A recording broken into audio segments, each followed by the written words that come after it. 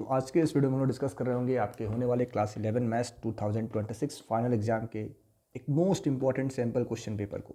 यह जो question paper है इसके बहुत सारे क्वेश्चन या फिर कह लो एज इट इज़ यही पेपर आपके 2026 फाइनल एग्जाम में आने के 110% चांसेस हैं।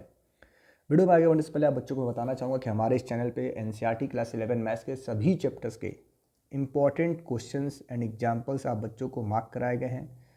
उन वीडियोस का लिंक आपको वीडियो को डिस्क्रिप्शन में मिल जाएगा, आप जाकर के एक बार उनको ज़रूर देखें।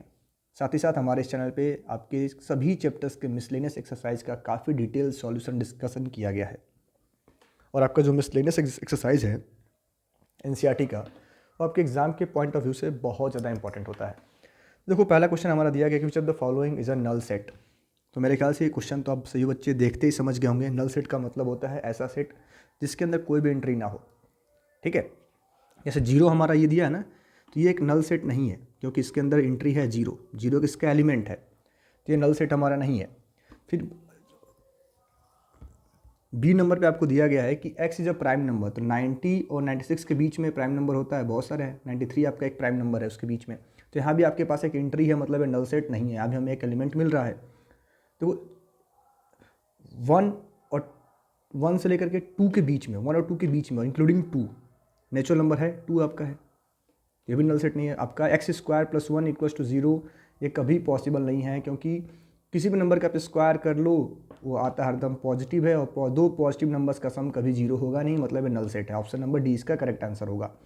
दूसरा आपसे पूछा गया है कि let R be a rational in the set n given by AB, जहाँ पे a किसके इक्वल है, a = है b-2। a = क्या है, b-2 और कंडीशन क्या है कि b is greater then 4। b आपका हरदम 4 से बड़ा नंबर है। b कैसा है, तो एक 4 से बड़ा नंबर है। तो देखो ये जो आपका रिलेशन है क्या सेटिस्फाई हो रहा है, तो आप यहाँ देखेंगे सेटिस्फाई नहीं हो रहा है क्योंकि हमें बोला गया ना कि a किसके इक्वल है, b-2 के। तो अगर हम b7 लें और 7 में से 2 माइनस करेंगे तो आता है 5, जो कि हमारा ऑप्शन नंबर ए गलत है। इस तरह आप इसको देखोगे ये भी गलत है, तो इसका करेक्ट आंसर है ऑप्शन नंबर बी 6,8। अगला आपसे पूछा गया है कि लेट f, यानी कि हमारा फंक्शन f है जिसका जो r से आ रहा है, रियल नंबर से रियल नंबर में, तो x² का रेंज क्या होगा। तो देखो x² is always greater than और इक्वल टू 0। तो इसका रेंज क्या होगा, 0 से इन्फिनिटी, ऑप्शन नंबर सी। 0 से इन्फिनिटी, ऑप्शन नंबर सी। ठीक है, फिर आपको बोला है क्वेश्चन नंबर 4 में है कि a हमारे पास एक सेट है A3, 3, 4, 5 and 3, 6। Then which of the following statement is true. आपसे बोला कि कौन सा स्टेटमेंट है जिसमें जो सही है। ठीक है, तो देखो ये आपका एलिमेंट है, सबसेट नहीं है, एलिमेंट है। ये क्या आपका एलिमेंट है, 4,5 सेट ए का एलिमेंट है। 4 बिलोंग नहीं कर रहा है, पूरा पूरा कंप्लीट सेट 4,5 बिलोंग कर रहा है। ठीक है, तो ओनली ऑप्शन नंबर बी हमारा करेक्ट होगा क्वेश्चन नंबर 4 का। f में आपसे पूछा, क्वेश्चन नंबर 5 में आपसे पूछा गया है कि x³ - 1/x³, then fx + 1/x। देखो fx आपके पास ये है और f 1/x का मतलब क्या होगा कि जहाँ जहाँ क्वेश्चन में x दिख रहा है उसको हम 1/x से रिप्लेस कर देंगे। तो इस x के प्लेस पे अगर मैं 1/x पुट करता हूँ तो 1/x का क्यूब बन जाएगा, माइनस 1 में 1/x का क्यूब करना होगा। तो आपको क्या मिलेगा, यहाँ पे आपको मिलेगा यहाँ पे आपको मिल जाएगा 1/x³ और ये आपका x ऊपर चला जाएगा -x³ और यहाँ पे आपके दो +x³ -x³ कैंसिल, ये plus cancel. Option number C 0 आपका करेक्ट होगा, 0 आपका करेक्ट आंसर होगा। क्वेश्चन नंबर 6 में आपसे पूछा गया है कि the degree of the angle subtended at the centre of a circle of diameter 50 centimetre by an arc of length 11 centimetre is. ठीक है, तो देखो आप सभी ने पढ़ रखा होगा कि एंगल इन रेडियन फाइंड करने का फॉर्मूला क्या होता है, length of arc by radius. Length of arc by radius, simple सा फॉर्मूला होता है angle in radian. Angle in radian find करने का सिंपल सा फॉर्मूला होता है कि angle in radian theta equals to क्या होता है, L/R, length of arc by radius. ये तो फार्मूला होता है, मेरे ख्याल से बच्चों ने इसको पढ़ा रखा होगा। देखो डायमीटर अगर आपका 50 है तो रेडियस क्या होगा, 25 सेंटीमीटर। तो एंगल इन रेडियन कितना हो जाएगा, लेंथ ऑफ आर्क जो कि आपको दे रखा है 11 अपॉन में रेडियस। तो ये आपका एंगल इन रेडियन आ चुका है। अब रेडियन से डिग्री में कन्वर्ट करने के लिए हमें क्या करना होगा, तो 180/पाई से मल्टीप्लाई करना होगा, 180/पाई। तो 11/25 इंटू में 180/पाई, देखो पाई की वैल्यू क्या होती है, देखो जो आप अगर आप ये क्वेश्चन पेपर डिटेल में सॉल्व करते हो, इसका सॉल्यूशन देखते हो, तो आप बेनिफिट बहुत सारे होने वाले हैं आपका। पूरे के पूरे एक्सरसाइज का, पूरे के पूरे चैप्टर का डिटेल में रिवीजन हो जाएगा, सभी चैप्टर्स का एक डिटेल रिवीजन आप बच्चों को मिलेगा। तो कहीं ना कहीं आपके एग्जामिनेशन में आपका बहुत ज़्यादा वो हेल्प करने वाला है। ठीक है, तो 180 अपॉन में पाई की वैल्यू क्या होती है 22/7, तो 22/7, 7 आपका ऊपर चला जाएगा, तो 11 से 2 टाइम्स में कैंसिल हो गया, 2 से ये 90 टाइम्स में कैंसिल हो गया। अब आपके पास क्या बचा है, तो आपके पास बचा हुआ है यहाँ पे 90 इंटू में 7/250, सॉरी 25। अब आप मल्टीप्लाई करेंगे 630/25। ठीक है, अब 25 से हम क्या करेंगे, इसको डिवाइड कर लेंगे। तो जब 25 से आप इसको डिवाइड करते हो तो आपको मिलेगा 25 राइट 5/25, यानी इसको हम लिख सकते हैं 25 राइट 1/5 डिग्री। क्या आ गया, 25 राइट 1/5 डिग्री। ठीक है, यानी हम इसको लिख सकते हैं 25 डिग्री अपॉन में 1/5 डिग्री। अब 1/5 डिग्री को अगर हमें मिनट में कन्वर्ट करना है, 60 से मल्टीप्लाई कर देंगे, 60 से 12 टाइम्स में कैंसिल होगा, तो ऑप्शन नंबर सी आपका सही होगा, 25 डिग्री 12 मिनट्स। 25 degree 12 minutes. मेरे ख्याल से आप बच्चे इसको समझ रहे होंगे। चलो फिर आगे बढ़ते हैं। अगला हमारा क्वेश्चन है क्वेश्चन नंबर 7। आपको याद रखा है कि साइन एक्स का वैल्यू है -1/2, और जो आपका एक्स है वो कहाँ लाई करता है, तो एक्स हमारा लाई करता है 4th क्वाड्रेंट में। कहाँ लाई करता है एक्स आपका, 4th क्वाड्रेंट। ठीक है, और आपसे पूछा गया है कि ये बताओ cos 2x का वैल्यू क्या होगा, cos 2x का वैल्यू क्या होगा। सिंपल सा क्वेश्चन आपसे पूछा गया है। तो ये बताओ बच्चों कि जब साइन एक्स अगर हमारा 4th क्वाड्रेंट में है, एक्स कहाँ लाई कर रहा है आपका 4th क्वाड्रेंट में, तो cos x की वैल्यू तो पॉजिटिव होगी। चलो इसको हम यूज़ नहीं भी करते हैं। ये बताओ cos 2x का फॉर्मूला क्या होता है, आप सबने पढ़ रखा होगा। cos 2x का फॉर्मूला होता है 1 - 2 टाइम्स साइन स्क्वायर एक्स। तो इसका वैल्यू पुट कर दो, 1 - 2 इंटू में 1/2 का होल स्क्वायर, यानी 1 - 2 इंटू में 1/4। ठीक है, तो ये आपका कट गया, 1 - 1/2, इसका आंसर क्या आ जाएगा 1/2, 1/2। ठीक है, 1/2 आपका आंसर आ जाएगा। अगला क्वेश्चन आपसे पूछा गया है ये कि आयोटा का पावर 37 + 1 अपॉन में आयोटा का पावर 67, इसका आपको आंसर बताना है। तो सबने पढ़ा होगा कि आयोटा का पावर 4 अगर कहीं पे भी आपको दिया जाए तो इसका आंसर होता है 1। तो पहले तो आप इसको 4 से डिवाइड करो, तो आयोटा के पावर 37 को हम लिख पाएंगे आयोटा का पावर 4 का होल पावर 9 इंटू में आयोटा। तो आयोटा का पावर 4 1 होता है, तो 1 का पावर 9, ये आ गया 1 इंटू में आयोटा, यानी आयोटा का पावर 37 आपका बन चुका है आयोटा। क्या बन चुका है बच्चों, आयोटा बन चुका है। एंड हमसे बोला जा रहा है, अब आपको चेक करना है इसको, तो 1 अपॉन में देखो, तो पहले तो आयोटा का पावर 67 आपके पास है, इसको हम लोग डिवाइड करते हैं 4 से, तो क्या बनेगा आयोटा का पावर 4 का होल पावर 16 इंटू में आयोटा का पावर 3। ठीक है, ये तो बन गया, मेरे ख्याल से आप समझ रहे होंगे यहाँ तक। तो अगेन आयोटा का पावर 4 क्या होता है 1, और 1 का पावर 16 भी क्या हो जाएगा 1। तो यहाँ पे आपके पास बचा आयोटा क्यूब, और आयोटा क्यूब को हम लिख पाते हैं क्या, आपने देखा होगा आयोटा क्यूब को आप लोग क्या नोट कर पाते हो, माइनस आयोटा, यानी कि 1 अपॉन में आयोटा का पावर 67 क्या बन चुका है 1 अपॉन में माइनस आयोटा। अब इसको हम आयोटा से मल्टीप्लाई कर दें तो आपको मिलेगा आयोटा अपॉन में माइनस आयोटा स्क्वायर। और देखो आयोटा स्क्वायर की वैल्यू क्या होती है, तो आयोटा इंटू में आयोटा, यानी जो कि आपका आता है तो √-1 इंटू में √-1 आपका आएगा -1। कोई आपसे पूछ ले कि आयोटा का वैल्यू बताओ क्या होगा, तो आप क्या बताओगे √-1। ठीक है, तो यहाँ पे आपके पास आ गया आयोटा अपॉन में -(-1), माइनस माइनस क्या हो जाएंगे प्लस, बचा आयोटा, यानी इसको सॉल्व करने पे भी आयोटा आया, इसको सॉल्व करने पे भी आयोटा आया, दोनों को ऐड करेंगे क्या मिलेगा 2 आयोटा। ऑप्शन नंबर ए इसका सही है, 2 iota is the right answer. फिर उससे बोला गया कि सॉल्व द फॉलोइंग इनइक्वालिटी, ये आपका इनइक्वालिटी है, इसको हमें सॉल्व करना है कि mod x + 1 is greater than 4, mod x + 1 is greater than 4। आपको याद रखना है कि जब भी आपसे दिया जाए कि mod x is greater than x, sorry mod x is greater than a, कभी भी आपसे ऐसा बोला जाए तो आप क्या बताएंगे कि जो हमारा x है वो बिलोंग करेगा -a से लेकर के +a तक। ठीक है, अगर इस रेंज में आप x की एंट्री करोगे तो हरदम a से बड़ा ही आएगा, ठीक है, हरदम ए से क्या आएगा, बड़ा नंबर आएगा कि माइनस ए से लेके ए तक एक्स आपका बिलोंग करेगा। ओह सॉरी, यहाँ मिस्टेक हो रहा है मेरे ख्याल से, एक बार दोबारा इसको सही कर लेंगे आप लोग, ये मैंने गलत बता दिया। देखो मॉड एक्स अगर लेस देन ए बोला जाएगा तो ये हमारा ये एंट्री है।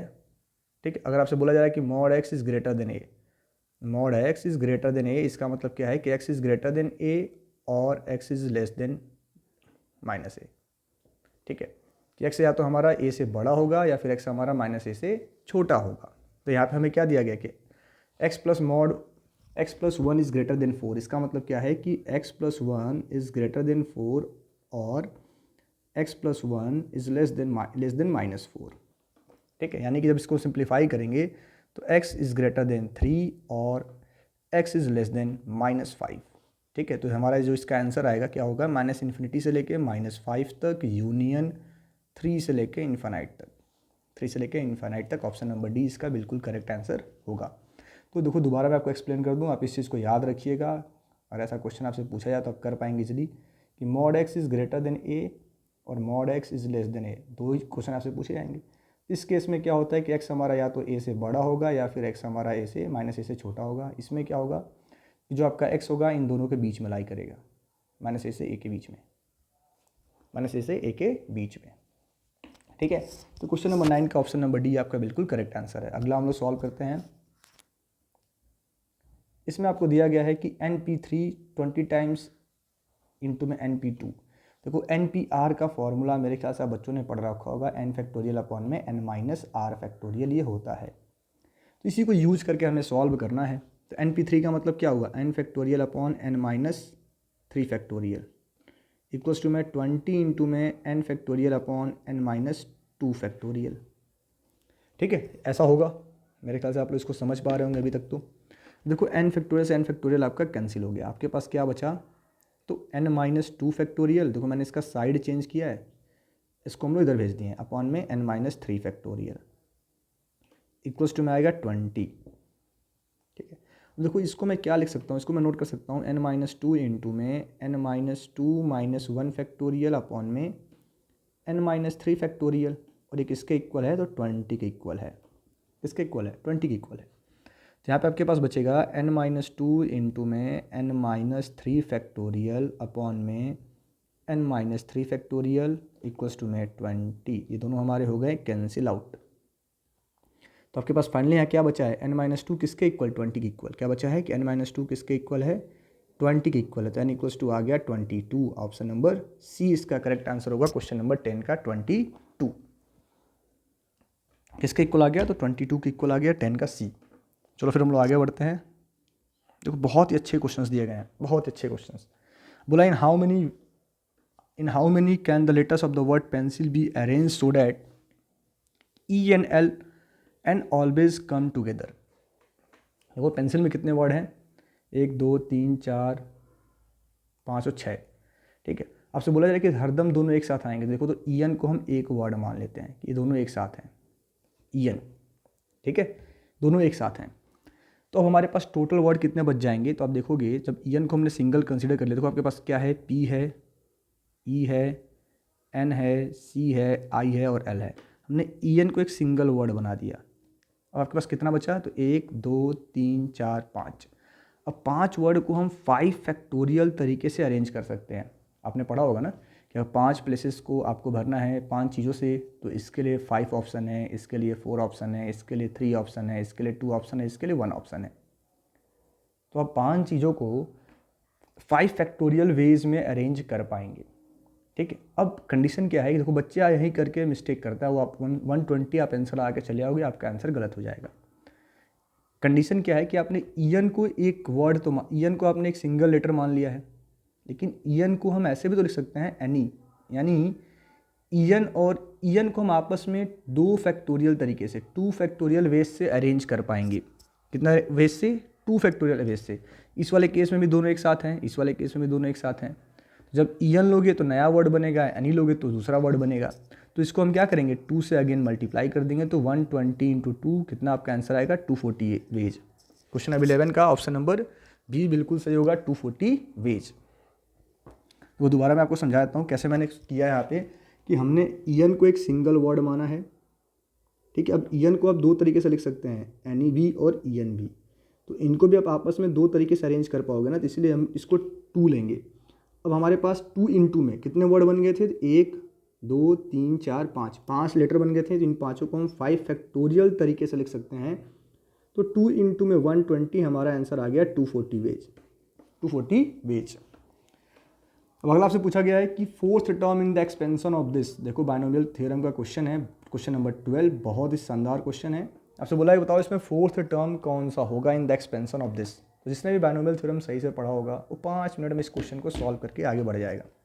ठीक है, तो बाइनोमियल थ्योरम में आपको क्या बताया जाता है कि हमने क्या पढ़ा है कि फोर्थ टर्म आपसे पूछा है, यानी कि टी आर प्लस 1 टर्म का जब आप एक्सपेंशन लिखते हो तो आप क्या लिखते हो, एन सी आर ए का power N minus R B का पावर आर। ये हमने पढ़ रखा है ना कि ए प्लस बी के पावर एन का अगर हम एक्सपेंशन लिखते हैं तो T R plus 1th term, T R plus 1th term, यानी अगर आपसे पूछा गया है फोर्थ टर्म तो आप क्या लिखोगे, टी 3 प्लस 1, यानी कि आर की वैल्यू क्या है 3, आर की वैल्यू क्या है तो 3 है, तो 4c3, यहाँ पे क्या आएगा, ए के प्लेस पे आप एक्स स्क्वायर देख पा रहे होंगे, तो एक्स स्क्वायर का पावर 4 माइनस 3 इंटू में बी के प्लेस पे क्या है आपका 3/x का पावर 3। ठीक है, यानी आपका आंसर क्या बचेगा यहाँ पे, जब आप इसको सिंप्लीफाई करते हो तो 4c3 यानी 4 factorial by n minus R होता है, और r factorial, n minus R यानी कि 1 फैक्टोरियल इंटू में r यानी कि 3 फैक्टोरियल इंटू में क्या होगा, तो इसका आप जब इसको सॉल्व करते हैं यहाँ पे पास क्या बचेगा, एक्स स्क्वायर बचेगा इंटू में 3 का पावर 3 27/x क्यूब।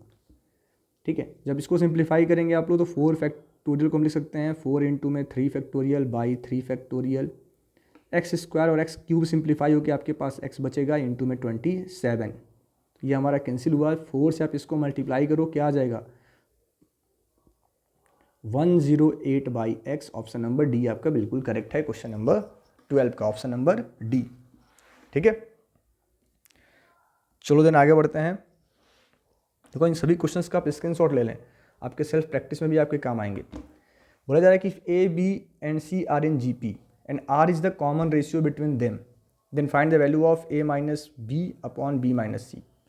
ठीक है, देखो तो अब ए बी सी हमारे जी पी में है, तो ए है, आर कॉमन रेशियो है, तो बी को आप क्या लिख पाओगे, ए आर लिख पाओगे, और सी को आप क्या लिख पाओगे, तो ए आर स्क्वायर लिख पाओगे। आप सबने पढ़ा है ना कि ए एन टर्म लिखने का फॉर्मूला होता है ए इंटू में आर का पावर एन माइनस 1, तो इसी कॉन्सेप्ट को यूज़ करके मैंने लिखा है।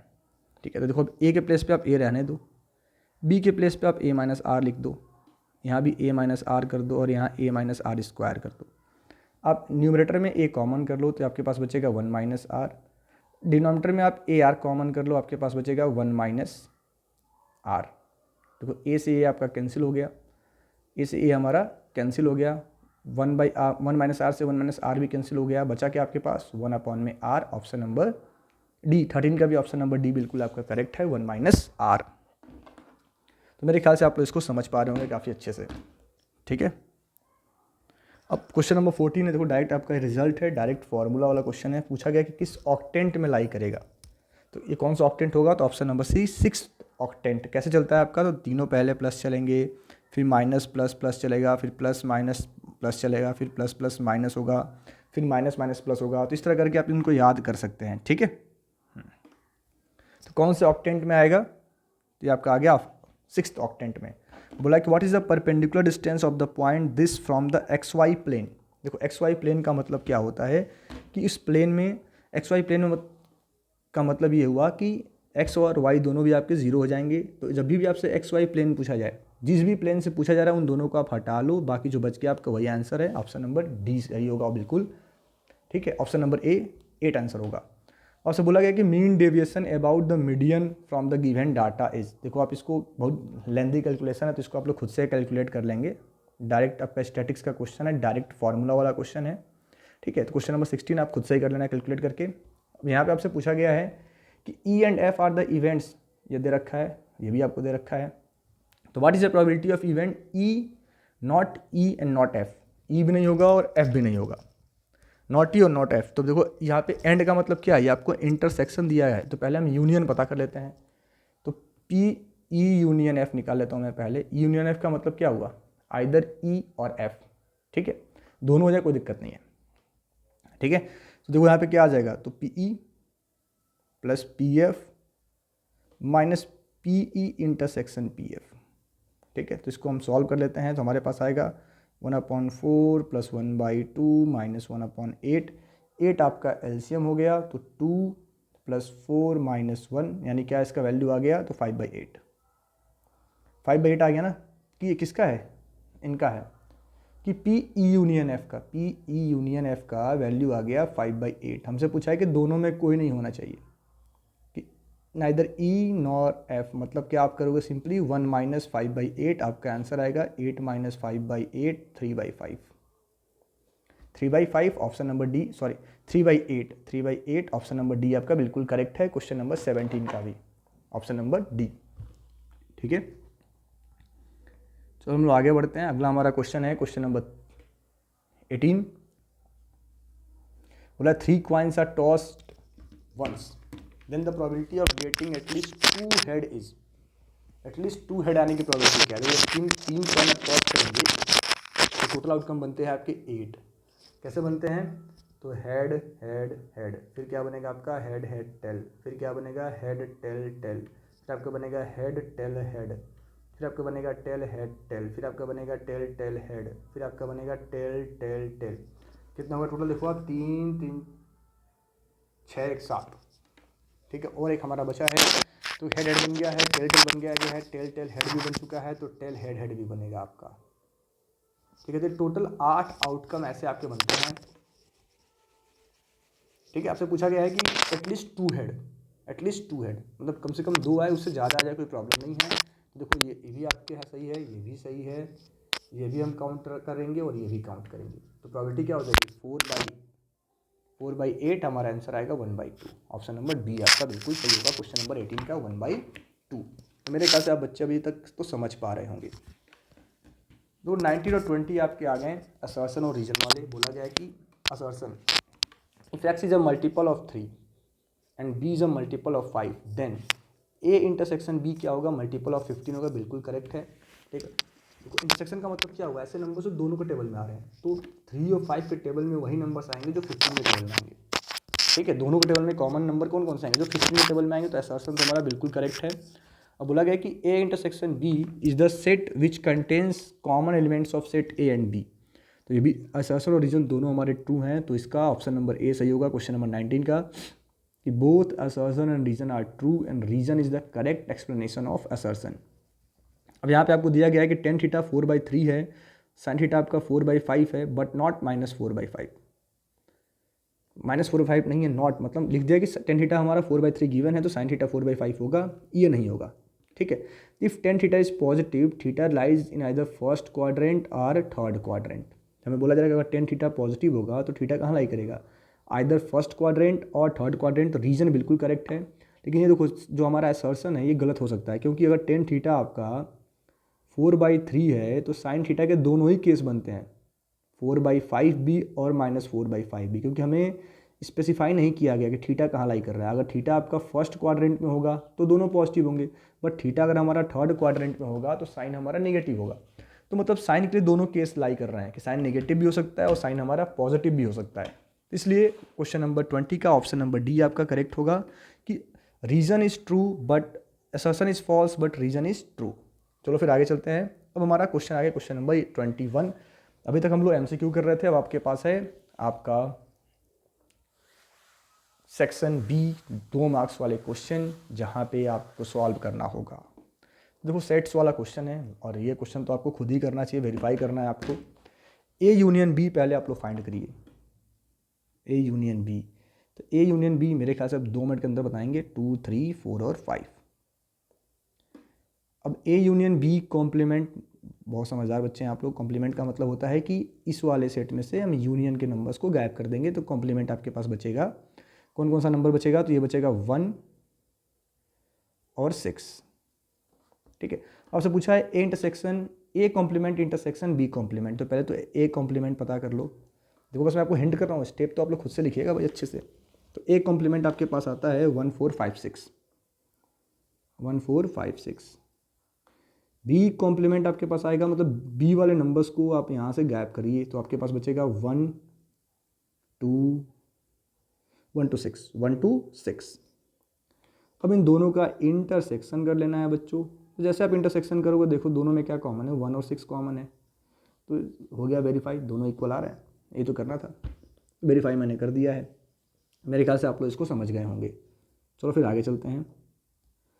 अगला क्वेश्चन आपसे पूछा गया है ये कि x प्लस आयोटा अगर हमें गिवन है a plus iota B upon a minus iota B, तो आपसे पूछ लिया कि ये बताओ कि ये आपको प्रूफ करना है।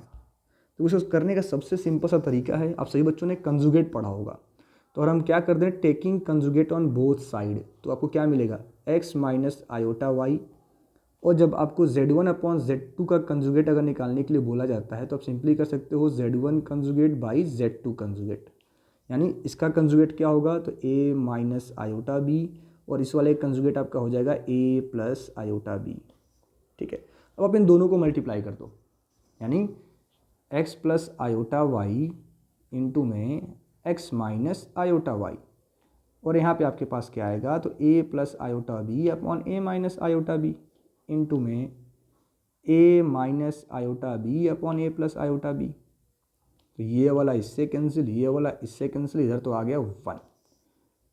अब इस तरफ क्या हो जाएगा, तो यहाँ पे आपको मिलेगा x square plus minus iota y का होल स्क्वायर। क्यों ऐसा मैंने किया, तो देखो आपका कौन सा टाइप आ गया है, तो a प्लस बी और a माइनस बी, यानी कौन सा फार्मूला लग गया तो a square minus b square, यानी यहाँ पे आपके पास आ गया x square minus iota square into y square equals to 1। अब दोस्त अभी मैंने आपको स्टार्टिंग में बताया था कि आयोटा स्क्वायर की वैल्यू होती है -1, तो यहाँ पे आपके पास आ गया x square plus y square equals to 1, हो गया अप्रूव्ड। ऐसा ही करना था। ठीक है, तो मेरे ख्याल से आप लोग इस क्वेश्चन को अभी तक एंजॉय कर रहे होंगे। अगर आपको चीज़ें समझ में आ रही है, लग रहा है कि हाँ क्वेश्चन ये आपके एग्जाम के पॉइंट ऑफ व्यू से इंपॉर्टेंट हैं, तो इस चैनल को आप सब्सक्राइब कर लें, वीडियोस को लाइक कर दें, क्योंकि हमारे इस चैनल पे बहुत जल्द हम लोग क्लास 12th मैथमेटिक्स का सेशन भी स्टार्ट कर लेंगे। Each and every question NCERT के आप बच्चों के साथ काफ़ी डिटेल में डिस्कस किए जाएंगे। चलो फिर आगे बढ़ते हैं हम लोग। अगला क्वेश्चन आपसे पूछा गया क्वेश्चन नंबर 23 कि find the value of this. इसका हमें वैल्यू पता करना है। तो हमें दे रखा है 10 13 पाई बाई 12, तो इसको आप क्या लिख पाओगे, तो 10 हम इसको लिख सकते हैं 10 पाई प्लस पाई बाई 12। अब सभी बच्चों ने पढ़ा होगा 10 पाई प्लस थीटा कौन से क्वाड्रेंट में जाता है, तो ये आपका जाता है इस क्वाड्रेंट में, तो ये आपका जाता है थर्ड क्वाड्रेंट। किस में आता है, थर्ड क्वाड्रेंट में, तो यानी इस किसके इक्वल हो जाएगा, तो ये 10 पाई बाई 12 के इक्वल है। किसके इक्वल है, 10 पाई बाई 12। देखो इसको करने के दो तरीके हैं, अगर आप पाई में कंफर्टेबल हैं तो अच्छी बात है, यानी कि अगर आप रेडियंट वाले एंगल में कंफर्टेबल है तो आप इसको कर सकते हो, बट अगर आपको रेडियंट परेशान करता है तो आप इसको कन्वर्ट कर लो एंगल्स में। तो पाई बाई 12 को आप मल्टीप्लाई कर दो 180 बाई पाई से, डिग्री में कन्वर्ट करने के लिए, तो पाई से पाई कैंसिल, ये 12 से 15 टाइम्स में कैंसिल हो जाएगा। मतलब आपका 10-15 है, क्या ये आपका, तो 10-15 है, 10-15 है। अब 10-15 की अगर आपको वैल्यू पता करनी है तो आप इसको कैसे लिख पाएंगे, 10-15 का मतलब ये हुआ कि 10-15 को आप लिख सकते हो 10-45 डिग्री माइनस 30 डिग्री। ठीक है, तो चलो इसको मैं लिखता हूँ, अब मैं इसको रेडियन में लिख रहा हूँ, तो आप इसको लिख पाएंगे 10-45 का मतलब हुआ कि आप इसको लिख सकते हैं पाई बाई 4 माइनस 10-30। 10-30 का मतलब क्या है कि पाई बाई 6। ठीक है, या फिर इससे भी आसान करना चाहते हो, इससे भी ईजी रहेगा कि आप इसको 60 माइनस 45 करो, थोड़ा ईजी रहेगा कैलकुलेशन। तो इसको हम क्या लिख पाएंगे, 60 का मतलब हुआ pi by 3 minus pi by 4, जो मैंने आपको पहले बताया। और आप ऐसे भी करते हैं तो भी आपका आंसर आ जाएगा। अब बताओ 10a माइनस बी का फॉर्मूला किस किस बच्चे को लर्न है, जिसको लर्न है बहुत अच्छी बात है, जिसको लर्न नहीं है भाई पहले याद कर लो। क्या होगा 10a माइनस 10b अपॉन में 1 प्लस में 10a इंटू 10b। तो बस अब इसी फॉर्मूले को अप्लाई करना है, आपका आंसर आ जाएगा, और कुछ करना ही नहीं है आपको। तो मेरे ख्याल से अब इसके आगे आप लोग इसको खुद से प्रोसीड करेंगे, आप इसको नोट कर लो, खुद से सॉल्व करना है आपको। तो मैं तो आगे कर ही दूंगा, मैंने आपको बस हिंट कर दिया है, प्रैक्टिस तो आपको करनी है। तो आप इसके आगे आप लोग खुद ही सॉल्व करें इस क्वेश्चन को। ठीक है, तो बस इसका ये 10a है आपका और ये b है, ये a है और ये b है। अब इसको आप एक्सपेंड कर लेना कैसे, तो 10π/3 माइनस 10π/4 अपॉन में 1 प्लस में 10π/3 इंटू 10π/4। अब इसकी वैल्यू आप लोग पुट करना, आपका आंसर आ जाएगा। देखो सारे क्वेश्चन हम लोग करेंगे तो बहुत ज़्यादा लंबा हो जाएगा वीडियो, और आपको सेल्फ प्रैक्टिस भी तो करना है ना, तो आप इनका स्क्रीनशॉट ले लो सेल्फ प्रैक्टिस के लिए। खुद से भी आप एक बार आप लोग इसको ज़रूर सॉल्व करिएगा, ठीक है। चलो फिर आगे चलते हैं हम लोग। अगला हमारा क्वेश्चन है, इसी में प्रूव डैट cos 6x। देखो एनसीईआरटी का क्वेश्चन है, ठीक है। तो cos 6x को आप क्या लिख सकते हैं, तो cos 2 इंटू में 3x। पहले हम लोग cos 2 थीटा का फार्मूला अप्लाई कर रहे हैं। cos 2 थीटा का फार्मूला क्या होता है, 2 cos स्क्वायर थीटा माइनस 1। पहले इसको अप्लाई किया जा रहा है, पहले इसको अप्लाई किया जा रहा है। तो यहाँ पे आपके पास आ जाएगा 2 cos स्क्वायर 3x माइनस 1, इतना आ चुका है। और मेरे ख्याल से सही बच्चों ने पढ़ रखा होगा cos 3x का फॉर्मूला, तो पहले 2 मैं बाहर नोट करता हूँ। और cos 3x को आप क्या नोट कर पाएंगे, तो आपका फॉर्मूला होता है 4 cos cube x minus 3 cos x। इसका होल स्क्वायर कर दो, -1 कर लो आप, ठीक है। देखो -1 क्वेश्चन में आपको चाहिए, आ रखा है -1।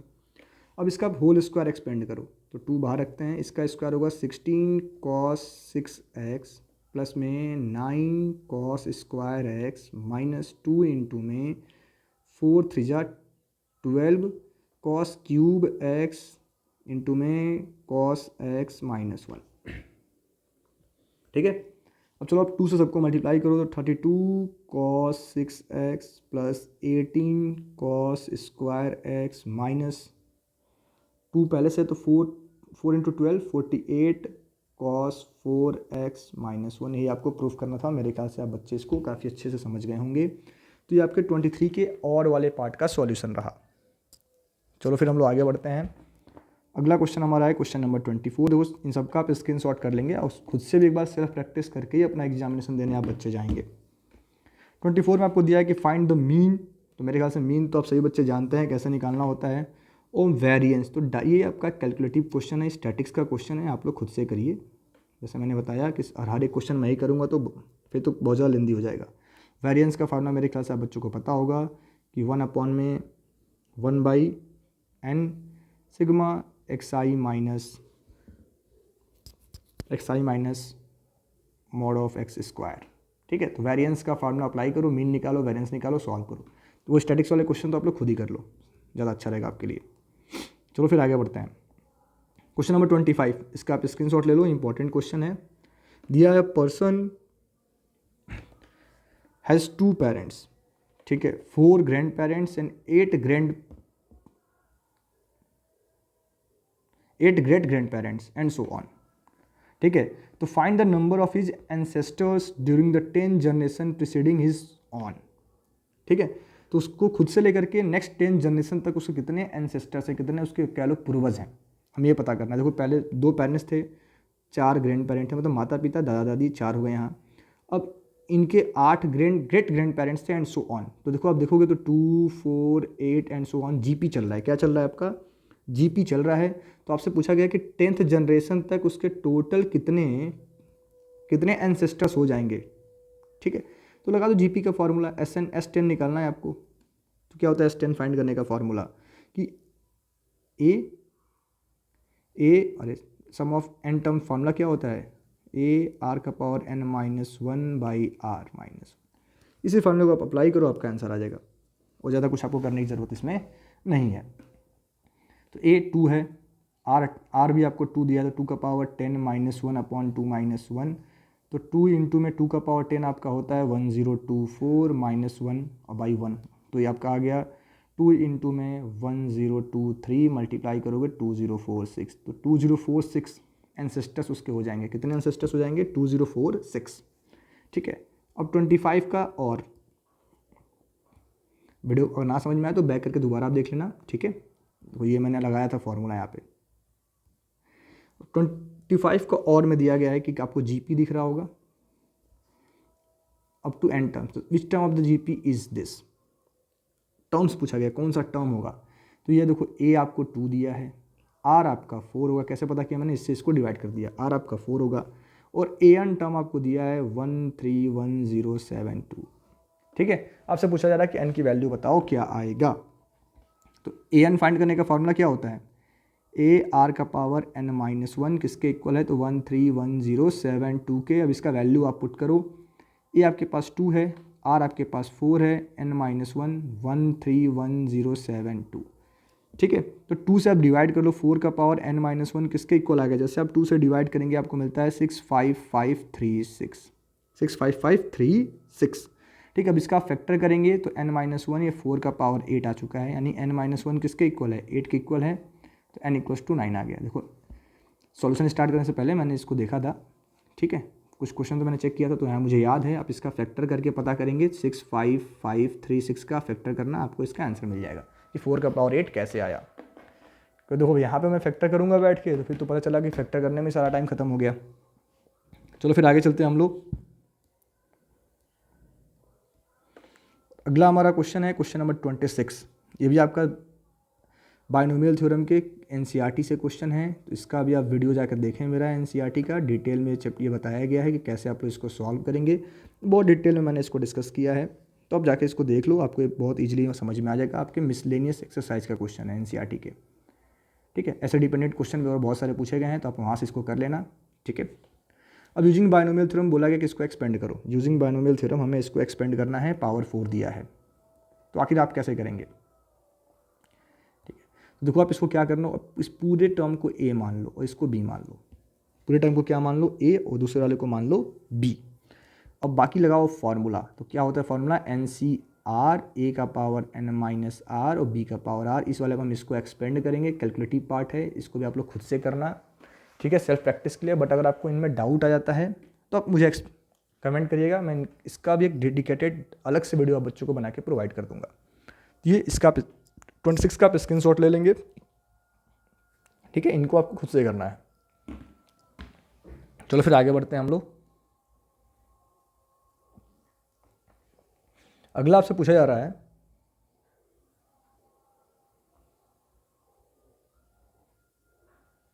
(27).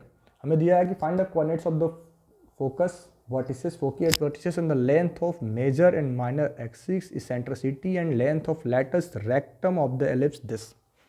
तो ये एलिप्स आपको दिया है 9x square plus 4y square equals to 36। तो देखो कभी भी एलिप्स का इक्वेशन ऐसा आए तो पहला काम आपको क्या करना है कि इधर 1 बनाना है। इधर 1 कैसे बनेगा, सबको 36 से डिवाइड करो, तो 9x square by 36, 4y square by 36, और यहाँ पे आपके पास आ गया 36/36।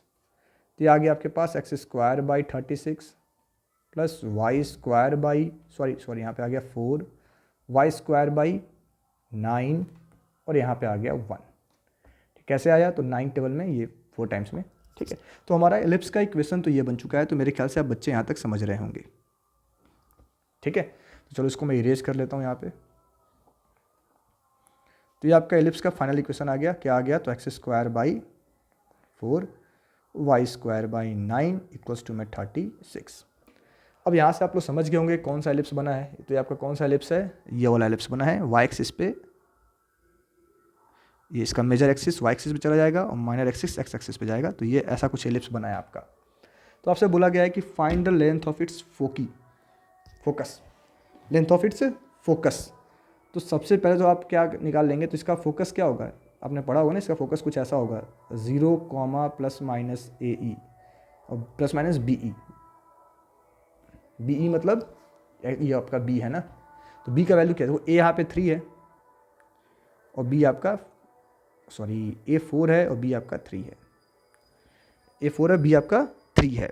मेरे ख्याल से आप बच्चे यहाँ तक तो समझ रहे होंगे। तो आपसे पूछा गया है कि the length of its focus. तो पहले तो हम E निकालते हैं। तो E निकालने का फॉर्मूला क्या होता है, A स्क्वायर इक्वल्स टू में B square 1 minus E square, 1 minus E square. तो A स्क्वायर यानी कि 4, 9, 1 माइनस E स्क्वायर, तो 4 इक्वल्स टू में 9 माइनस 9 टाइम्स E स्क्वायर। देखो सही बच्चों का सॉल्व करने का अपना तरीका अलग अलग होता है, तो उससे आप कंफ्यूज बिल्कुल भी नहीं होइएगा।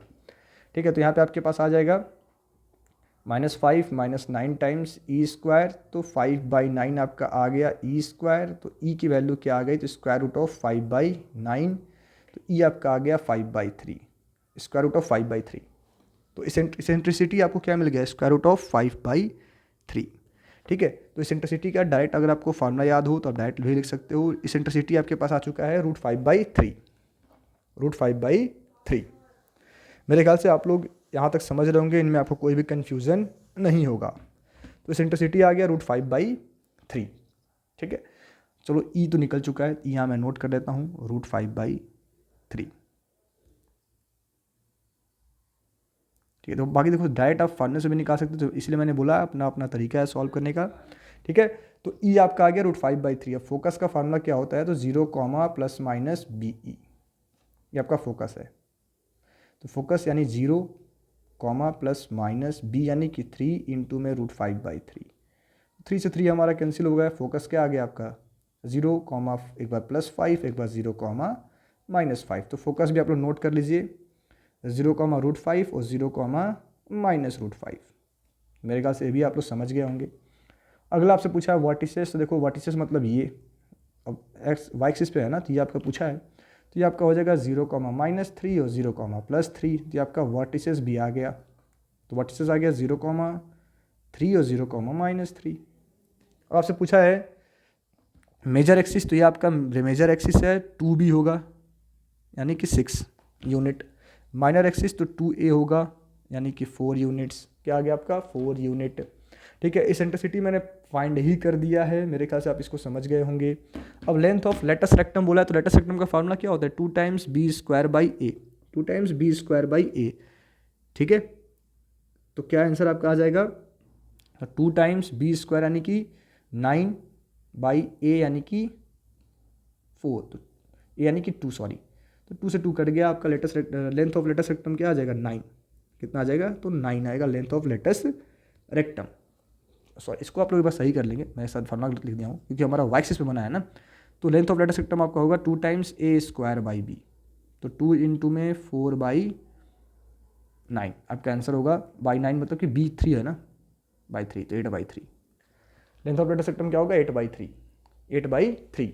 तो देखो एलिप्स और पैराबोला और हाइपरबोला से जो क्वेश्चन आपसे पूछे जाएंगे वो डायरेक्ट फार्मूला बेस्ड क्वेश्चन ही पूछे जाएंगे, तो उनको आप लोग सही से पढ़िएगा। ठीक है, चलो फिर आगे बढ़ते हैं। ना समझ में आया तो बताना हमें, इसका स्क्रीनशॉट आप लोग कर लो, मैंने आपका हेल्प कर दिया है, सॉल्व तो आपको खुद से ही करना है। ठीक है, जो अगला हमसे पूछा गया है कि क्वेश्चन नंबर 28 है कि manufacturer has 600 liters of 12% solution of acid. How many liters of a 30% acid solution must be added to it so that the acid content in the resulting mixture will be more than the 15% but less than the 18%?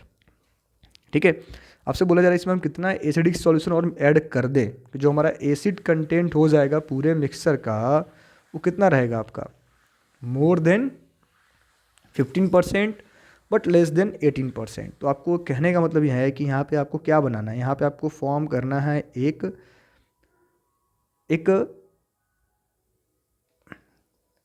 यहाँ पे आपको form करना है एक linear in equation. ठीक है, तो मान लो हमने x लीटर एसिडिक सॉल्यूशन हमने ऐड किया है, किसमें, इस वाले में ऐड कर रहे हैं जो 30% कंटेंट पे है। तो कंडीशन क्या है, पहला कि x 30% ऑफ x प्लस, हम x litre acidic solution add कर रहे हैं, किसमें, इसमें ऐड कर रहे हैं जो 30% पे है, प्लस 12% ऑफ 600, दोनों मिल करके किसके इक्वल आ रहा है, किससे ज़्यादा आना चाहिए, तो 15% ऑफ x प्लस 600 के। तो पहला इक्वेशन आपका ये फॉर्म हो रहा है। दूसरा कंडीशन क्या है कि 30% of x plus 12% of 600 should be less than 18% of x plus 600। तो ये दो इक्वेशन बन रहे हैं, अब दोनों को सिंप्लीफाई करना है आपको, दोनों क्या करना है, सिंप्लीफाई करना है। ठीक है, तो जब पहले वाले को आप सॉल्व करोगे ना, जो फ्रैक्शंस, जो परसेंटेज दिए गए इनको फ्रैक्शन में कन्वर्ट करके जब आप सिंप्लीफाई करते हो तो आपको यहाँ मिलेगा कि x इज़ ग्रेटर देन 120।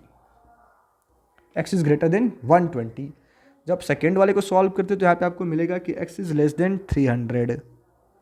तो जो हमारा फाइनल इसका आंसर बनता है कि जो हमारा x होगा वो 120 से ज़्यादा लेना है और 300 के बीच में लेना है।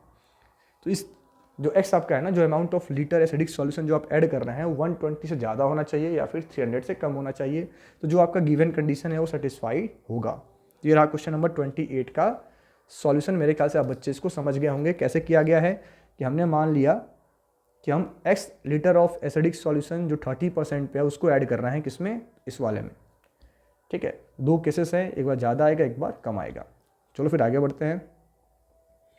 अगला हमारा क्वेश्चन दिया गया है कि find all pair of consecutive odd numbers both of which are larger than 10 such that their sum is less than 40 such that their sum is less than 40।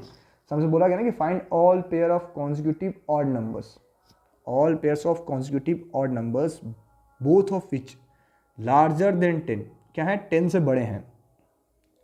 ठीक है, such that their sum is less than 40, इनका सम क्या होना चाहिए, less than 40। ठीक है, तो मान लो आपका एक ऑड नंबर x है जो 10 से बड़ा है। ठीक है, और कॉन्जिक्यूटिव है, मतलब कि अगला जो ऑड नंबर होगा वो x प्लस 2 होगा। जाहिर सी बात है, क्या होगा, x प्लस 2 होगा। ये भी क्या होगा, 10 से बड़ा ही तो होगा। अगर x आपका 10 से बड़ा है तो x प्लस 2 भी 10 से बड़ा होगा।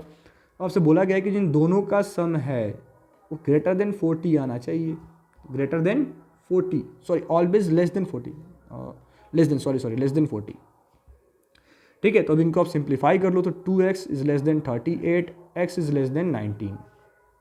x आपका क्या होगा, 19 से छोटा होगा, पहले ही दे रखा है 10 से बड़ा होगा। तो ये हमारा आंसर आ, ये हमारा क्या आ गया, आंसर आ गया। तो कौन कौन से नंबर बन जाएंगे, तो 11, 13, 13, 15, 15, 17 और 7 और 15, 17 और 17, 19। ठीक है, देखो x, ये x का आंसर है। x प्लस 2 तो आप ले सकते हो ना, x प्लस 2 तो 19 हम तो ले सकते हैं। ठीक है, तो ये आपका क्वेश्चन नंबर 28 रहा। 28 का और पार्ट मेरे ख्याल से आप बच्चे इसको समझ गए होंगे। तो अब अगेन आप, मैं बोलूँगा आप इनका स्क्रीनशॉट कर लो। ठीक है, क्वेश्चन नंबर 29, इसमें आपको बोला गया कि 3 लाइन्स जिनके इक्वेशन ऐसे कुछ दिए गए हैं, ये आपके इक्वेशंस दिए गए हैं। बताया जा रहा है कि तीनों के तीनों हमारे कॉन्करेंट लाइन है। कॉन्करेंट लाइन का मतलब ये होता है कि ऐसी लाइन्स जो सेम पॉइंट से, जिनका पॉइंट ऑफ इंटरसेक्शन क्या होगा, सेम होगा, उनको बोला जाता है कॉन्करेंट लाइन्स। क्या बोला जाता है, कॉन्करेंट लाइन्स। ठीक है, तो आपसे पूछा गया है कि हमें ये शो करना है। ठीक है, देखो आप लोग कैसे कर पाएंगे, आप जब इन दोनों को आप सिंप्लीफाई करते हो ना साइमल्टेनियसली, साइमल्टेनियसली का मतलब ये है कि फर्स्ट में से सेकंड को आप माइनस कर दो या फिर सेकंड में से फर्स्ट को आप माइनस कर दो। चलो इसमें से इसको माइनस करते हैं। आप ऐसा करो ना कि देखो यहाँ y इसको हम यहाँ पुट कर लेते हैं। तो m1x प्लस c1 किसके इक्वल होगा, तो m2x प्लस c2 के, m2x प्लस c2 के। ठीक है, तो अब साइड चेंज कर लेते हैं। तो c1 माइनस c2 किसके इक्वल आ गया, तो m2x माइनस m1x के, यानी c1 माइनस c2 किसके इक्वल आ गया, तो x कॉमन करेंगे m2 माइनस m1 के। तो x की वैल्यू क्या आ गई, तो c1 माइनस c2 अपॉन में m2 माइनस m1, ये आपका x है। ठीक है, अब y किसके इक्वल होगा, तो देखो पहले क्वेश्चन में इसकी वैल्यू पुट कर लो आप, m1 c1 minus c2 upon में m2 minus m1 minus c1, और सॉरी प्लस c1 है। तो आप जब इसको सॉल्व करते हो ना, जब आप इसको सिंप्लीफाई करोगे तो आपको y मिलेगा। y किसके इक्वल मिलेगा बच्चों, तो m2 c1 minus m1 c2 upon में m2 माइनस m1 के। तो ये y का वैल्यू है और ये आपका x का वैल्यू है। मैंने क्या बताया, कॉन्करेंट लाइन मतलब कि ऐसी लाइन जिनका पॉइंट ऑफ इंटरसेक्शन सेम होगा। देखो पहले दो लाइंस का पॉइंट ऑफ इंटरसेक्शन तो ये आ गया, अब यही किसका होगा, तीसरे का होगा, तो ही एक कॉन्करेंट है, वरना कॉन्करेंट नहीं है। तो सिंपली आपको सिंप्लीफाई करने के लिए क्या करना है कि x के प्लेस पे x की वैल्यू पुट कर दो, y के प्लेस पे y की वैल्यू पुट कर दो और सिंप्लीफाई कर दो, आपका ये आंसर आ जाएगा। ठीक है, तो कैसे करेंगे, चलो x के प्लेस पे x की वैल्यू पुट करते हैं। तो आपको क्या मिलेगा, पहले तो y पुट कर लो, m2 c1 minus m1 c2 upon m2 minus m1, और यहाँ पे आपके पास आ जाएगा m3 c1 minus c2 upon में M2 minus M1 plus C3। अब जब इसको सिंप्लीफाई करेंगे तो जो आपको प्रूफ करने के लिए दिया गया है उसको इजीली प्रूफ कर पाएंगे। तो ये आपको खुद से करना है, आप इसका स्क्रीनशॉट ले लो। मैंने आप बच्चों को बता दिया कैसे ट्राई करना होगा, ठीक है। इसका आप स्क्रीनशॉट कर लीजिए। चलो आगे बढ़ते हैं। क्वेश्चन नंबर 30, इसमें आपसे बोला गया है क्वेश्चन नंबर 30 में आपसे बोला गया है कि find the mean, variance and standard deviation. तो ये भी क्वेश्चन आपका स्टैटिक्स का है, जैसे मैंने आपको बताया बहुत ज़्यादा कैलकुलेटिव पार्ट इसमें होता है। तो इसको तो आप लोग खुद से ही करेंगे, स्क्रीनशॉट कर लीजिए आप लोग। मीन, वेरिएंस और स्टैंडर्ड डेविएशन इसका फाइंड करना है। ये क्वेश्चन आपके लिमिट वाले हैं, यहाँ मिसप्रिंट है, इसको आप थोड़ा सही कर लेंगे। यहाँ पे है limit x tends to 2 x³ minus 2x square upon में x square minus 5x plus 6, ठीक है। पहला क्वेश्चन आपका लिमिट का है, तो कैसे सॉल्व करना होता है? सिंपली पहले आप इसको फैक्टराइज कर लो। तो एक्स स्क्वायर कॉमन करिए, क्या बचेगा आपके पास? x minus 2। अब इसको जब आप सॉल्व करेंगे by splitting the middle term, तो क्या आने वाला है, ठीक है। तो आप यहाँ x कॉमन कर लो, x माइनस 3 आएगा, माइनस 2 कॉमन कर लो, x माइनस 3 आएगा। तो यहाँ पे आपके पास आ गया x माइनस 3 और x माइनस 2। तो x माइनस 3 और x माइनस 2, देखो ये आपके पार्ट हो गए कैंसिल। अब आपके पास क्या बचा? तो limit x tends to 2 x square upon में x माइनस 3। तो आप सिंपली क्या करेंगे, तो x के प्लेस पे 2 पुट कर लेंगे, आपका आंसर आ जाएगा। तो आंसर क्या आने वाला है? तो 2 का स्क्वायर बाई 2 माइनस 3, आपका आंसर आ जाएगा 4 बाई माइनस 1, आंसर आ गया -4। तो पहले क्वेश्चन का लिमिट सॉल्व हो गया, इसका आंसर आ गया -4। बहुत सिंपल सा क्वेश्चन आपका लिमिट्स का पूछा गया था, ठीक है। चलो फिर हम लोग आगे बढ़ते हैं, और अगला आपका ये है। अब इसका हमें लिमिट फाइंड करना है। यहाँ पे क्वेश्चन आपका दे रखा है, इसको भी आप सही कर लेंगे। Limit x tends to 0 ax plus में x cos x by b sine x, ठीक है। ये आपका साइन नहीं है, यहाँ पे मिसप्रिंट है ये, ठीक है, बाई b साइन x।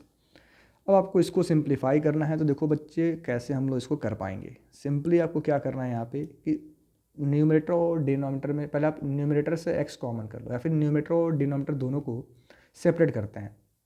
तो लिमिट x टेल्स टू 0, यहाँ पे आपके पास आ गया ax अपॉन में b साइन x, और यहाँ पे आपके पास आ गया limit x tends to 0 x cos x by b sine x, ठीक है। तो अब ये बताओ यहाँ पे हम क्या लिख पाएंगे। तो आपने पढ़ रखा हो ना कि limit x tends to 0 sine x by x क्या होता है? 1 होता है। तो यहाँ पे आ जाएगा limit x tends to 0 a upon में, देखो a अपॉन b हमारा कांस्टेंट है, बाहर आ गया, इसको मैं लिख पाऊंगा 1 अपॉन में sine x by x। As it is यहाँ 1 बाई b कांस्टेंट है, बाहर आ जाएगा, इसको आप लिख पाओगे limit x tends to 0 cos x by sine x upon x। तो ये आपका 1 हो गया, ये भी क्या हो गया? 1 हो गया, और ये 0 हो गया। तो यहाँ बचा आपके पास a by b into 1 plus 1 by b into में 0 अपॉन 1। तो ये पूरा पार्ट 0 हो गया, आपका आंसर आ गया a अपॉन बी। तो ये रहा क्वेश्चन नंबर 31 का सॉल्यूशन, ठीक है। किसका सॉल्यूशन था? 31 का।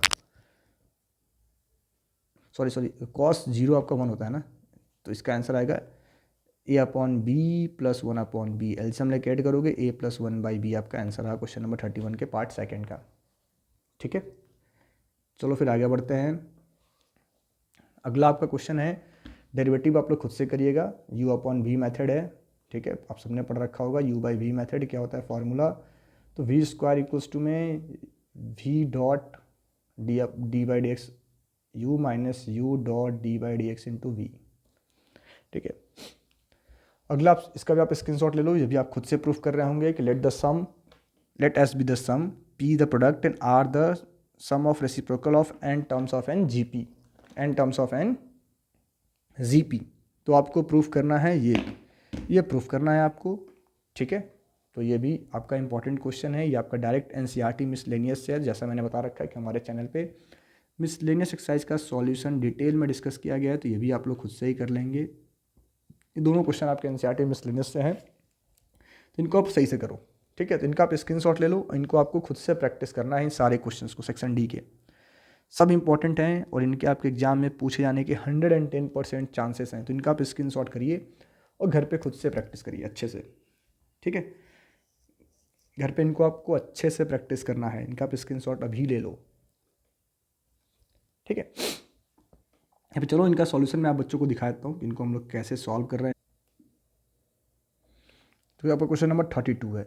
देखो इसका सॉल्यूशन आप बच्चों को मैं दिखा देता हूँ कैसे आप इसको कर रहे होंगे, क्योंकि देखो ज़्यादा डिटेल में और हम लोग एक्सप्लेन करेंगे तो अपने पास इतना समय है नहीं। तो ये आपका क्वेश्चन नंबर 32 है, आप यहाँ पे इसका सॉल्यूशन देख सकते हैं,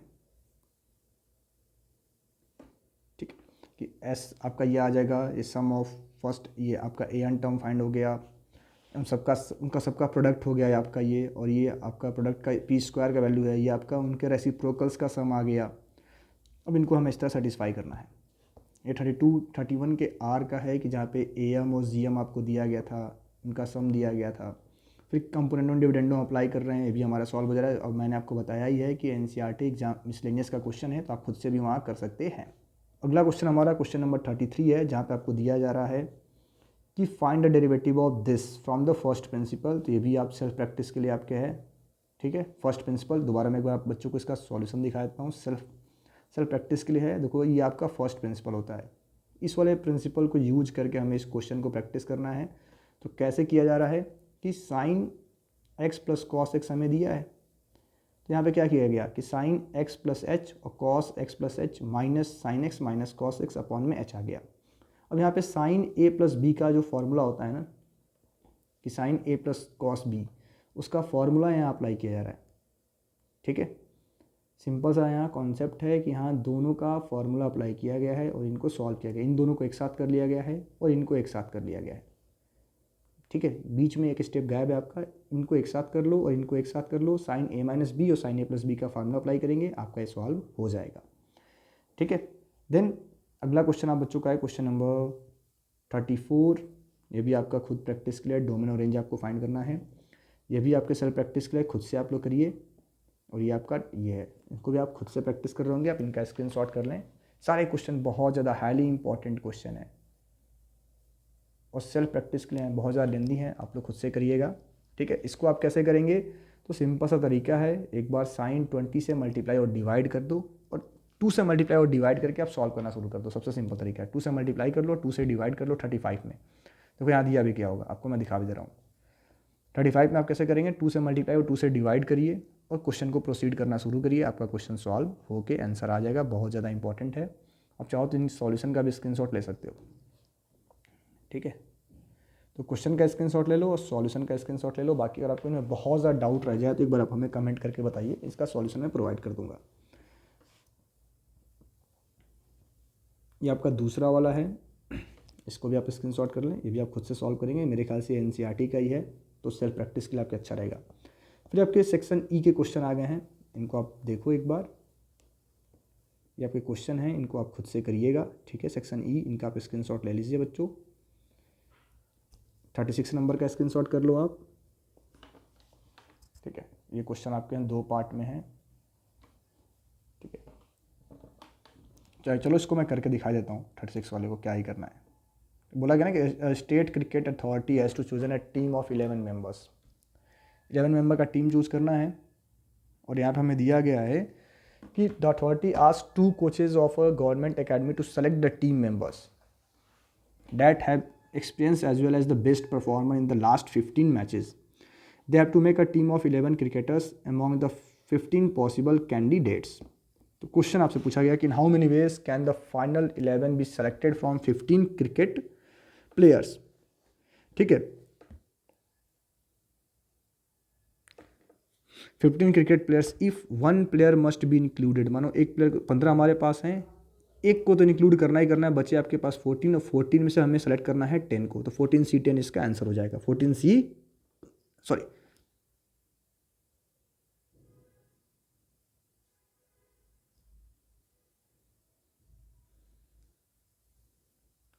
ठीक है। एक प्लेयर को तो आपको इंक्लूड करना ही करना है, तो एक प्लेयर तो आपने इंक्लूड कर लिया है, 1 तो आपने इंक्लूड कर लिया ना, तो एक तो हम ले लिया। अब हमारे पास बचे 14 लोग, उन 14 में से हमें 10 को सेलेक्ट करना है, तो 14C10 आपका आंसर होगा इसका, 14C10, दूसरा पूछा है कि one of them who is bad performer must be excluded, हमें एक को बाहर रखना है, तो हमने एक को हटा दिया। अब बचे हमारे पास 14, तो 14 में से हमें C11, इसका आंसर होगा 14C11, इसका आंसर होगा 14C10।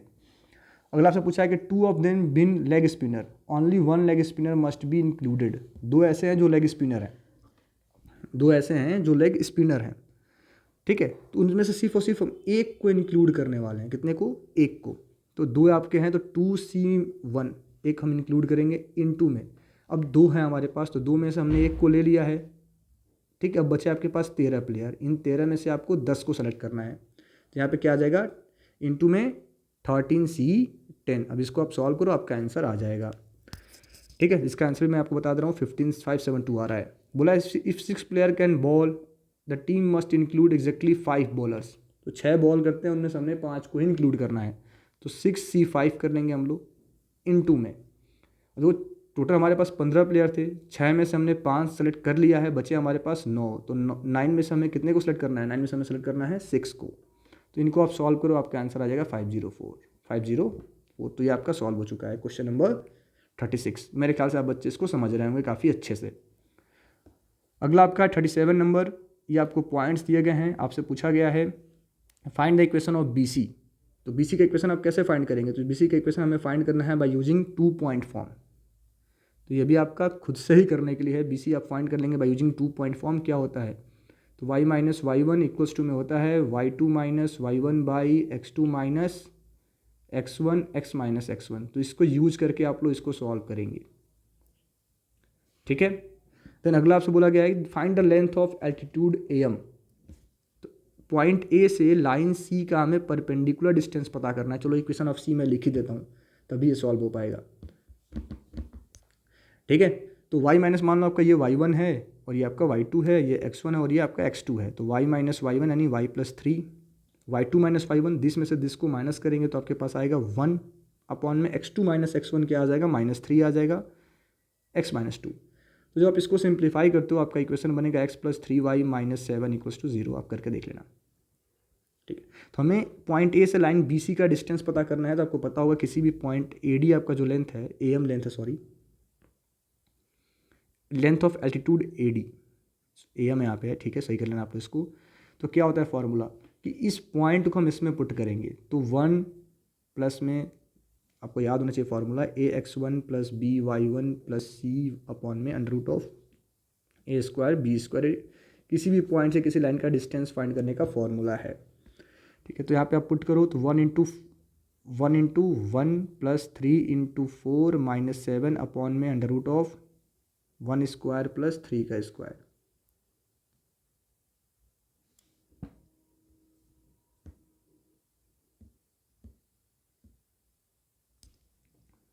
यहाँ पे आएगा 1 प्लस 12 माइनस 7 बाई √4 √10, ठीक है। तो इसको जब आप सिंप्लीफाई करते हैं आपका आंसर आता है 6 बाई √10। फिर बोला equation of altitude AM, altitude AM का इक्वेशन आपसे पूछा गया, तो आप सबको पता है कि स्लोप ऑफ BC और स्लोप ऑफ AM को मल्टीप्लाई करने पे आएगा -1, क्योंकि जो लाइन परपेंडिकुलर होती हैं तो उनका स्लोप क्या होता है, उनके स्लोप को आपस में मल्टीप्लाई करने पे -1 आ रहा होता है। क्या आ रहा होता है बच्चों, तो -1 आ रहा होता है। इन दोनों के स्लोप को जब हम मल्टीप्लाई करेंगे हमारा आंसर आएगा -1, तो स्लोप ऑफ AM आपको मिल जाएगा, स्लोप ऑफ BC आपका ये था 1 अपॉन में -3 स्लोप ऑफ BC था, इनटू में स्लोप ऑफ AM क्या आएगा, -1 आएगा, तो AM की वैल्यू आ गई 3, तो स्लोप ऑफ AM आपका 3 आ गया है। और जो AM लाइन है वो कहाँ से पास कर रहा है, तो पॉइंट A से पास कर रहा है, तो इसका इक्वेशन निकल जाएगा 1 पॉइंट फॉर्म से कि y minus y1 equals to में mx माइनस x1। मेरे ख्याल से आप इसको समझ गए होंगे। अब स्लोप ऑफ AM मैंने कैसे निकाला, मैंने आपको दोबारा बता देता हूँ। जब दो लाइन हमारी आपस में परपेंडिकुलर होती हैं, दोनों के स्लोप को मल्टीप्लाई करने पे आता है -1, तो इस तरीके से आपका ये निकला है, ठीक है। फिर आपसे बोला है the equation of the right bisector of side BC, right bisector of side BC, तो इसको कैसे करेंगे, चलो इसको मैं दोबारा एक्सप्लेन करता हूँ। तो राइट बाइसेक्टर का मतलब होता है कि ऐसा लाइन जो BC के परपेंडिकुलर हो और BC के मिड पॉइंट से पास करे। तो पहले तो स्लोप ऑफ BC में जैसा मैंने बताया कि इसका स्लोप आ गया -1/3, तो इस लाइन का स्लोप क्या होगा, तो दोनों को मान लो इसका स्लोप m है तो m इंटू में -1/3 -1 होगा, क्योंकि लाइन परपेंडिकुलर है, तो m का वैल्यू आ गया 3। अब जो लाइन है वो कहाँ से पास कर रहा है, तो पॉइंट D से पास करेगा, क्योंकि D हमारा मिड पॉइंट है। D क्या है आपका, मिड पॉइंट। तो D कैसे निकलेगा, तो मिड पॉइंट निकालने का फॉर्मूला होता है x1 + x2/2, 2 - 1/2 -3 - 2/2, तो आ गया 1/2 - 5/2। ठीक है, तो हमें क्या पता है, स्लोप भी पता है और ये पॉइंट भी पता है जहाँ से लाइन पास कर रहा है। तो आप सबने पढ़ रखा है कि जब आपको स्लोप और एक पॉइंट दिया गया हो तो इक्वेशन ऑफ लाइन कैसे निकलता है, by using one point form. तो y - y1 इक्वल्स टू में mx - x1 लगा दो, आपका आंसर आ जाएगा। वन पॉइंट फॉर्म से क्वेश्चन नंबर बी भी आपका सॉल्व हो जाएगा। 38 का आप लोग स्क्रीनशॉट कर लेंगे और एक क्वेश्चन आपको खुद से करना है, प्रोबेबिलिटी का क्वेश्चन है। ठीक है, किसका क्वेश्चन है बच्चों, तो प्रोबेबिलिटी का क्वेश्चन है, इसको आप लोग खुद से सिंप्लीफाई करेंगे। बोला गया ना कि what is the probability that the spoke person will either female और ओवर 35 ईयर एज। ठीक है, तो इसका आप स्क्रीनशॉट कर लो, सेल्फ प्रैक्टिस के लिए आपके है। देखो, हरीश मेल है, रोहन भी आपका मेल है, शीतल फीमेल है, आलिस फीमेल है, सलीम आपका फीमेल है। एनसीईआरटी के क्वेश्चन है, एनसीईआरटी बेस्ड क्वेश्चन है, इसको आप खुद से सेल्फ प्रैक्टिस करेंगे, स्क्रीनशॉट ले लीजिए। Thank you.